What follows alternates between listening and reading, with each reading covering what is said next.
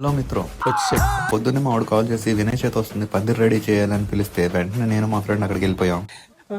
మేము వచ్చేసరికి షెడ్కి ఒకవైపు దడి కట్టేశారు. నువ్వు సూపర్ రా. నరికేటప్పుడు కాల్ జాగ్రత్త బావా అంటే అందుకే గాలిలో పెట్టి నరుకుతున్నాను అంటున్నాడు. వార్ నా కూలియా అంటే నా కూలి నచ్చిందని అన్నాడు. అందుకే మా వాడు పార్థిబన్ అయ్యాడు.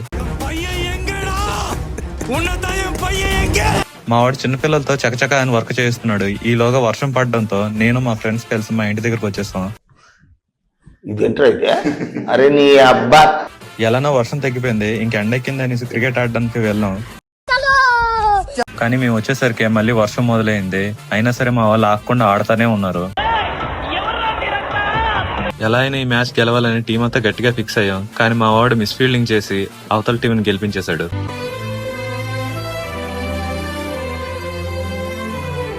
వర్షం పెద్దయినా సరే వాళ్ళు బౌలింగ్ చేశారు, మేము బ్యాటింగ్ చేసాం. ఎందుకంటే ఈ ఇన్నింగ్స్ మాది కాబట్టి. Intelligent fellow. మొత్తానికి మనకు బ్యాటింగ్ అయితే వచ్చింది. వచ్చిన ఫస్ట్ బాల్ గట్టి కూపాను, కాకపోతే 6 అయింది. ఇందులో ట్విస్ట్ ఏంటంటే 6 కొడితే అవుట్. ఏం మాట్లాడుతున్నావురా, నరాలు కట్ అయిపోయింది.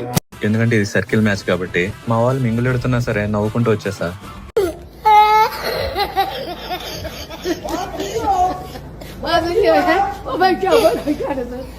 సండే సాయంకాలం ఇలా ముగిసిపోయింది. ఇంకా వ్లాగ్ చేద్దాం అనుకునేసరికి వరుణ్ దేవుడు ఇంకా కోపపడిపోతున్నాడు. ఈ రోజుకింతే, మళ్ళీ కలుస్తా, బాయ్.